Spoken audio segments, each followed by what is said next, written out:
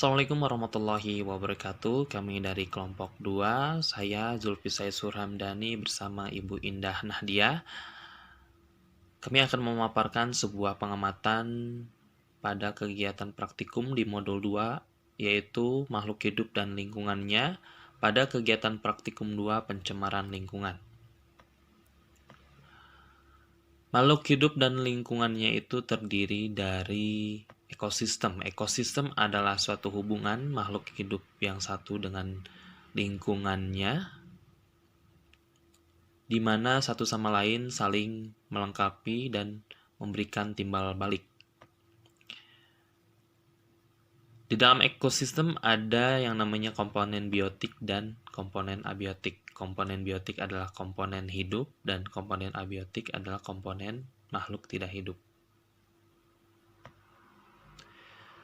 Kemudian pengertian dari pencemaran. Pencemaran lingkungan adalah terkontaminasinya komponen fisik dan biologis dari sistem bumi dan atmosfer sehingga mengganggu keseimbangan ekosistem lingkungan. Kontaminasi tersebut bisa berasal dari kegiatan manusia ataupun proses alam yang menyebabkan kualitas lingkungan menjadi tidak dapat berfungsi sesuai dengan seharusnya. Sementara, Undang-Undang Nomor 32 Tahun 2009 tentang Perlindungan dan Pengelolaan Lingkungan Hidup memberi penjelasan bahwa pencemaran lingkungan hidup adalah masuk atau dimasukkannya makhluk hidup, zat, energi, dan atau komponen lain ke dalam lingkungan hidup oleh kegiatan manusia sehingga melampaui baku mutu lingkungan hidup yang telah ditetapkan.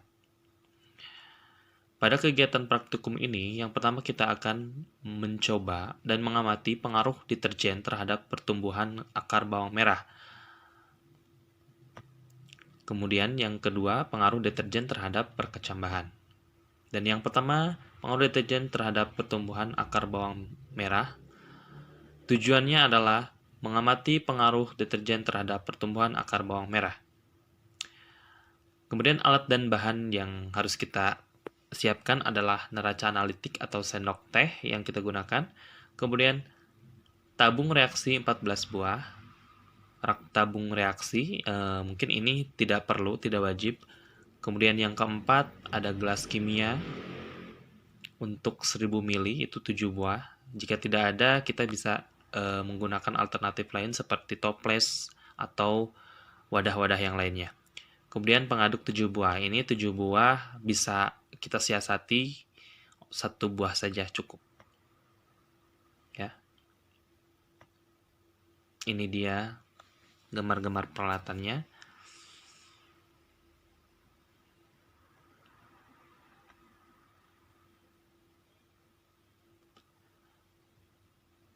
Kemudian mistar skala milimeter 1 buah. Kertas label secukupnya. Air ledeng atau PDAM atau air sumur. Kemudian bawang merah 14 siung.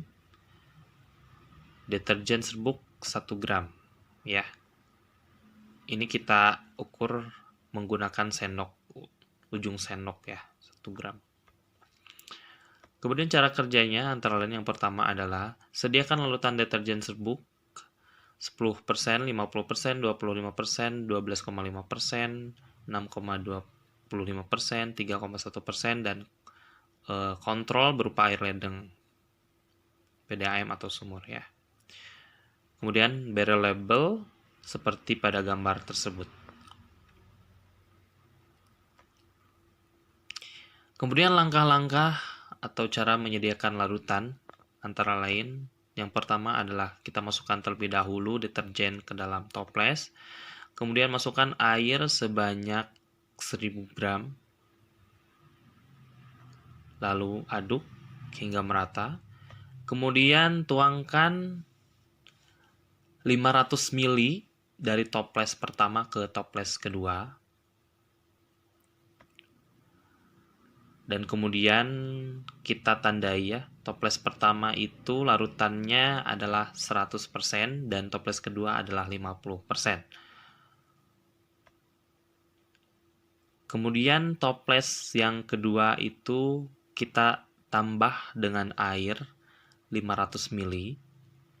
Kemudian aduk kembali.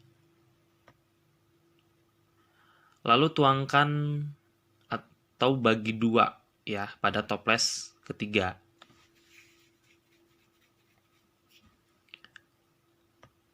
Dan untuk toples selanjutnya itu kita lakukan seperti tahapan pertama tadi. Kita tambahkan air 500 ml pada toples ketiga, kemudian dibagi 2 dan selanjutnya. Hingga nanti kita dapat larutan ke-6. Kemudian yang ketiga, sediakan bawang merah dengan ukuran yang sama, kupas bagian epidermis untuk menghindari bahan kimia yang tersisa pada kulit epidermis, seperti pada gambar di bawah ini.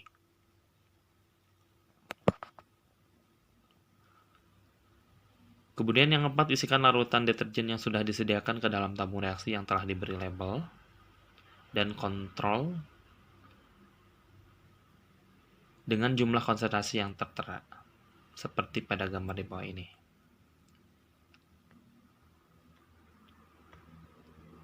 Lalu letakkan bawang dengan posisi calon akar primordial letak di bawah hingga menyentuh larutan deterjen, seperti pada gambar di bawah ini. Kita bisa menggunakan bagian ujung botol ya untuk menyimpan bawang, karena saya menggunakan cup untuk agar ini, sehingga saya membutuhkan pencapit. Ini menggunakan lidi ya. Kemudian dikasih bolong cupnya, lalu dimasukkan lidinya, lalu dijepit bawangnya. Langkah selanjutnya adalah letakkan juga bawang dengan posisi yang sama di atas tabung kontrol 0 yang berisi air redeng atau sumur. Kemudian amati perubahan akar setiap 24 jam. Jika air tampak berkurang, tambah air hingga penuh.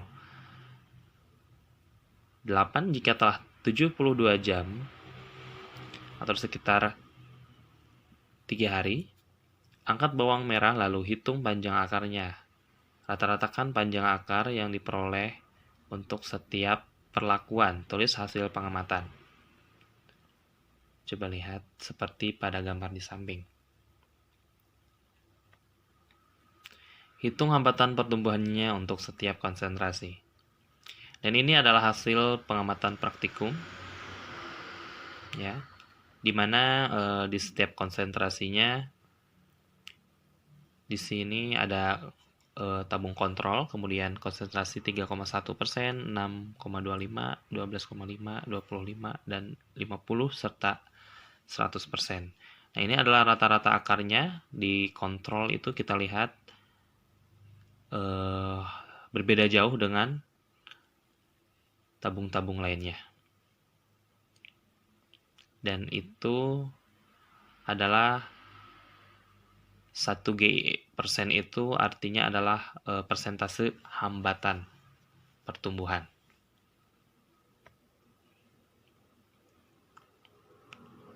Ya, ini dia akar dari berurutannya dari tabung kontrol hingga 100% yang paling bawah. Seperti ini. Kita bisa melihat bahwa bawang yang pada tabung 100% itu sama sekali tidak mengeluarkan akar. Untuk grafik hambatan pertumbuhannya adalah seperti ini.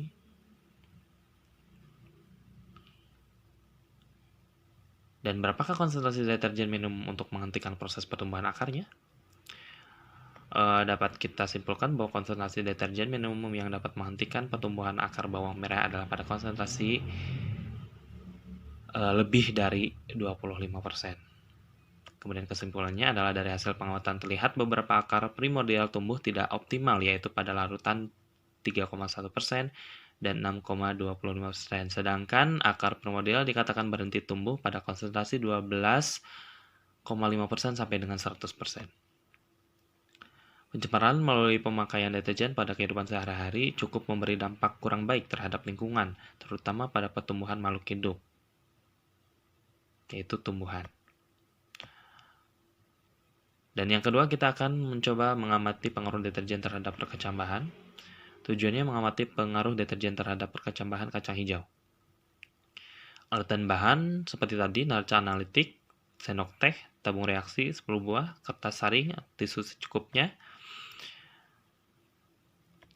kemudian gelas kimia, di sini kita pakai toples, kemudian kertas timah atau aluminium foil. Alat dan bahan mistar skala milimeter 1 buah, kertas label secukupnya, air ledeng, kacang hijau, deterjen serbuk. Cara kerjanya yang pertama adalah sediakan larutan deterjen serbuk seperti tadi 100% sampai dengan tabung kontrol. Beri label seperti gambar. Kemudian langkah-langkahnya seperti tadi ya. Langkah-langkahnya sama. Kita bisa menggunakan larutan yang tadi kita pakai karena banyak. Kemudian masukkan kertas saring atau tisu pada gelas. Kemudian masukkan kacang hijau ke dalam air. Buanglah kacang yang mengapung, kacang yang tenggelam yang akan digunakan. Jadi kacang yang mengapung itu adalah tanda bahwa kacang itu sudah mati. Kemudian yang kelima, dari kacang hijau terpilih ambil 10 butir lalu masukkan pada masing-masing gelas di atas. Aturlah posisi kacang agar hilum mengarah ke bawah. Hilum itu bagian keluar akarnya ya, yang putih. Kemudian keenam, isi gelas yang telah diisi kacang dengan larutan yang berlabel sama secukupnya. Ya. Kemudian tutup kelima gelas dengan kertas timah sehingga tidak ada cahaya yang dapat masuk atau tutup dengan kardus. Lakukan pengamatan setelah 24 jam dan 48 jam. Pada setiap pengamatan, ukurlah panjang akar dengan mistar dari luar gelas. Jika panjang akar sama dengan 0 mm, setelah pengamatan 48 jam, dianggap kacang hijau itu telah mati. 9. Buatlah grafik rata-rata pertumbuhan per konsentrasi setelah 24 dan 48 jam. Ini dia hasil pengamatan perkecambahan kacangnya ya. Nah, kita bisa lihat dari persentase pencemarannya 150, 25, 12,5, 6,25, 3,1 dan kontrol. Di sini kita bisa jumlahkan untuk konsentrasi larutan deterjen 100% itu dia di angka 99. Itu jumlah panjang akarnya ya. Untuk rata-ratanya berarti 9,9 mm. Sedangkan 50% 13,3 mm, yang 25% 14,2 mm, 12,5% 15,2 mm, 6,25% itu di angka 16 mm rata-ratanya, 3,1% itu 20 mm, dan kontrol itu di 21,9%. Grafik pengapatannya seperti ini. Dan jawaban pertanyaan, fungsi larutan 0% kontrol sebagai pembanding antara air yang belum tercemar dengan yang sudah tercemar. Kemudian yang kedua, jika ada pada larutan 0 kontrol yang mati, itu karena memang dari awal kacang telah mati. Kemudian agar kedap udara, untuk pertanyaan ketiga yaitu apa fungsi dari penutup gelas tersebut ya. Yang pertama adalah agar kedap udara dan cahaya itu difungsikan untuk meminimalisir faktor atau unsur yang dapat membantu pertumbuhan perkecambahan seperti cahaya dan udara. Ya, sehingga jika pencemaran udara berbeda atau baik yang satu dengan lainnya, hasil pengamatan menjadi kurang akurat. Dengan kata lain, untuk memperoleh hasil pengamatan yang lebih akurat. Nah, walaupun di sini kacang hijau itu sudah ditutup ya, cahayanya tidak masuk, tetapi karena dia perkecambahannya memang di air, jadi tetap akan tumbuh ya. Kesimpulannya adalah dari hasil pengamatan terlihat beberapa perkecambahan kacang hijau tumbuh kurang optimal, yaitu pada larutan 3,1 hingga 25%, sedangkan perkecambahan dikatakan tidak maksimal pada konsentrasi 50 dan 100%. Pencemaran melalui pemakaian deterjen pada kehidupan sehari-hari cukup memberi dampak kurang baik terhadap lingkungan, terutama pada pertumbuhan makhluk hidup. Terima kasih. Sekian dari kelompok 2. Mudah-mudahan bermanfaat bagi siapa saja yang menonton video ini. Mohon like dan subscribe channelnya. Dan terima kasih. Wassalamualaikum warahmatullahi wabarakatuh.